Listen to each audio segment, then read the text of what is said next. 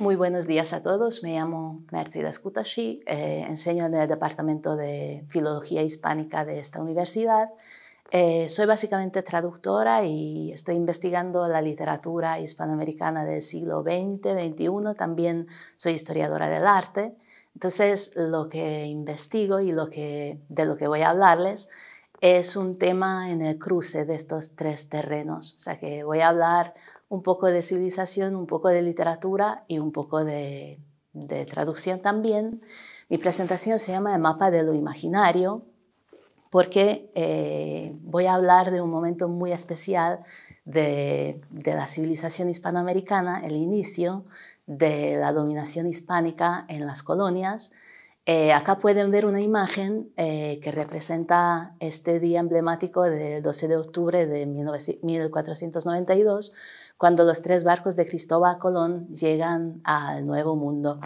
Si se fijan, en esta ilustración ven a los conquistadores, ven a los indios, y me gustaría ahora en esta presentación reconstruir qué tienen en la mente los conquistadores a finales del siglo XV, principios del XVI, cómo se enfrentan a esta nueva realidad que encuentran en la colonia y que es absolutamente desconocida para ellos, y cómo lo van interpretando a través del bagaje mental, bagaje intelectual que traen del Renacimiento, de la Edad Media europea. Entonces acá tienen los datos más importantes. El 12 de octubre, que es el Día de la Hispanidad, Cristóbal Colón llega por primera vez a la isla de Guananí, que después va a llamar San Salvador, y es una de las islas de las Bahamas. Y a partir de ahí siguen los 4 viajes de Colón y otros tantos conquistadores más, y se empieza a generar lo que llamaríamos posteriormente el inicio de la literatura colonial, que en parte no va a ser literatura o va a ser una literatura muy especial. Los primeros textos que se escriben por los conquistadores, que no son gente de letras, que muchas veces incluso son analfabetos, y escriben básicamente diarios, que es un género íntimo para ellos. Muchas veces son diarios públicos de cara al exterior también, textos muchas veces manipulados para alcanzar ciertas metas, para convencer a los soldados, por ejemplo, de ciertas verdades. Y también escriben cartas de relación, que son textos bien estructurados, una serie de respuestas a las preguntas del rey de España, donde presentan una lista sobre lo que encuentran en la colonia. Es en parte para explicar que tiene sentido financiar este viaje y tienen que dar cuenta de los bienes de la colonia, de la gente, de la flora, la fauna, la topografía y todo lo demás. Entonces, si se fijan en este momento del encuentro del conquistador y del conquistado, me gustaría ver un par de detalles, ¿no? Cómo interpretan el mundo americano, qué piensan, a dónde han llegado y qué es lo que encuentran. Para empezar, vamos a ver un poquito qué es el objetivismo, ¿no? Qué es lo objetivo en esa época. Y creo que para explicarlo, los mapas pueden servirnos, ¿no? Los mapas hoy en día pensaríamos que son una imagen que muestra lo que se puede demostrar, ¿no? La topografía, la geografía de un lugar, pero en la Edad Media se tenían mapas muy diferentes, ¿no? Acá les traigo un ejemplo del siglo XI. Es una copia del Beato de Liébana, uno de los beatos, de los comentarios del Apocalipsis de San Juan, más famosos de la península ibérica. Pues es un mapa que se llama un mapa OT, que representa el mundo de una forma muy abstracta, si se fijan. El mundo es redondo, alrededor hay mares, ¿no? En el límite, en los mares hay peces, el mundo está poblado por ciertos ríos, ciertos elementos de la realidad que conocemos. Aparecen un par de lugares reales, pero también aparecen figuras conocidas de la Biblia, santos, por ejemplo, o figuras conocidas de los mitos.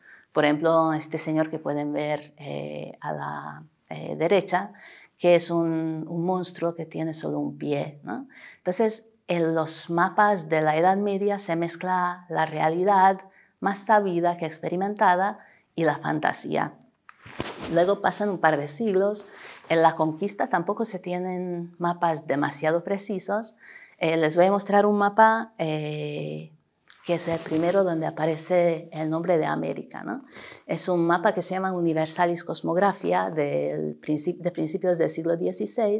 Si se fijan en los continentes, Europa está muy detallada, incluso se escriben las realidades conocidas.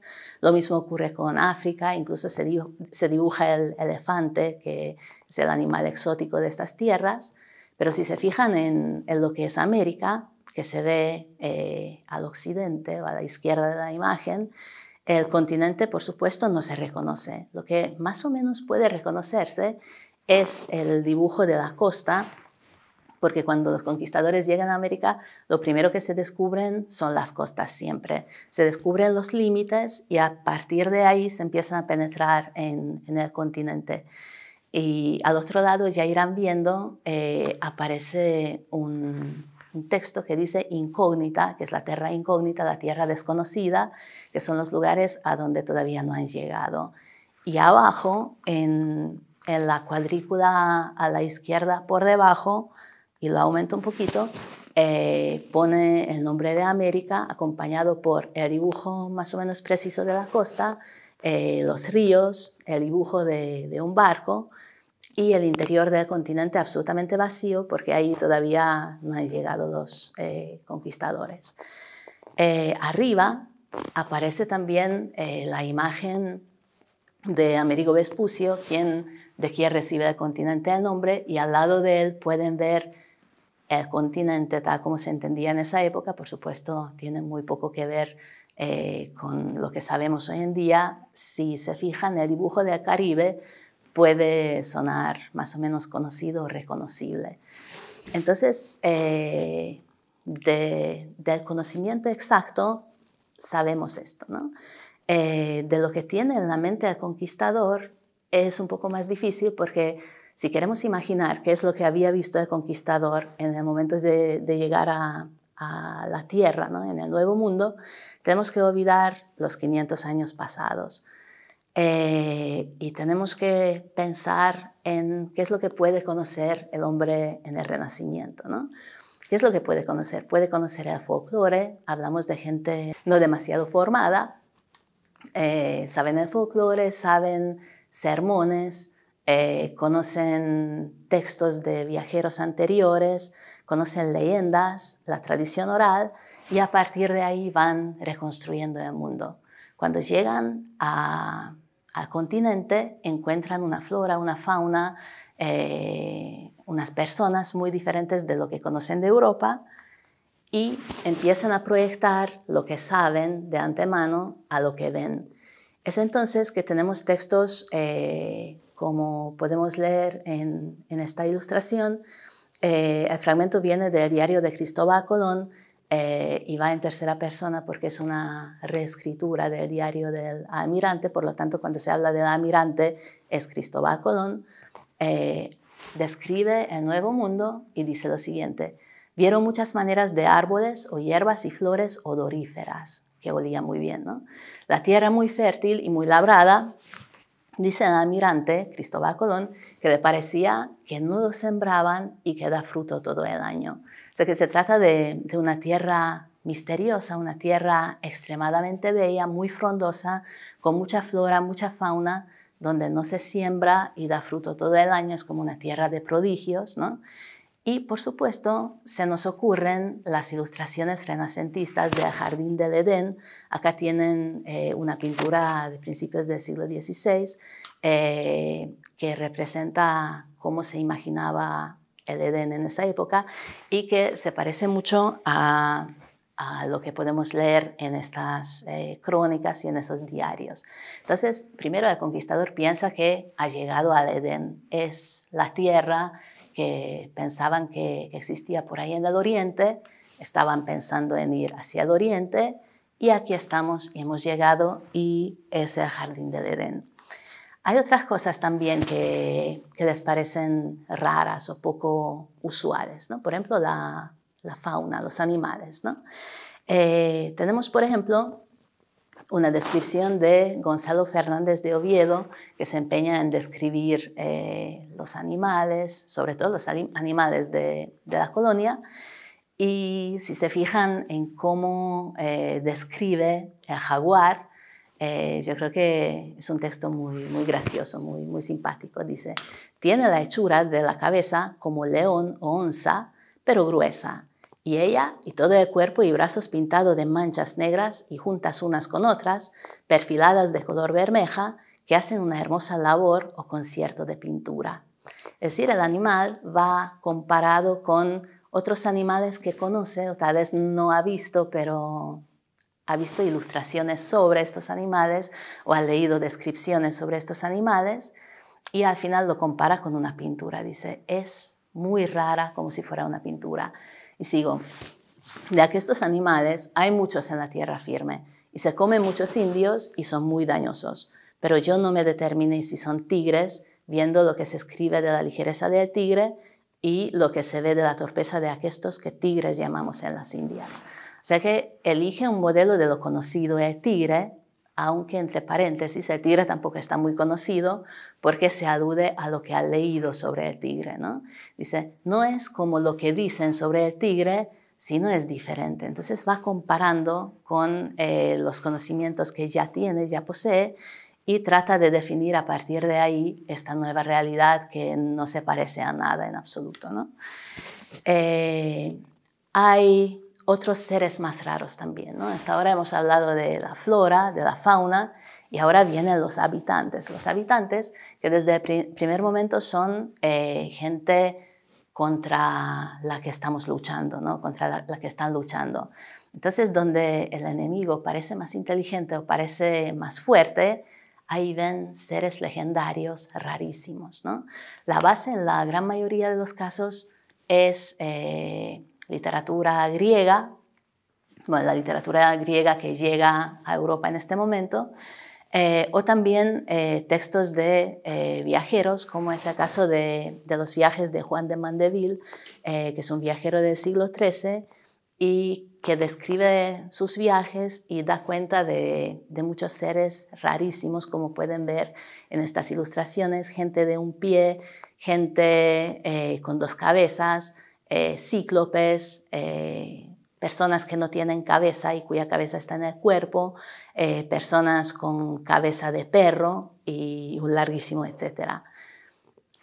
Como consecuencia, tenemos ilustraciones donde se representa ya de modo un poco más verosímil o realista, por ejemplo, a las amazonas, ¿no? La alegoría de América va a ser una mujer fuerte indígena que carga la cabeza de los conquistadores en la mano. Y así, en lo subsiguiente, si queremos sumar, ¿no?, la conciencia o la experiencia de estos viajes, se plantean dos preguntas, ¿no? La primera pregunta es, ¿a dónde hemos llegado? Que es la pregunta que tiene que responder todo viajero. Y surgen varias respuestas, varias posibilidades.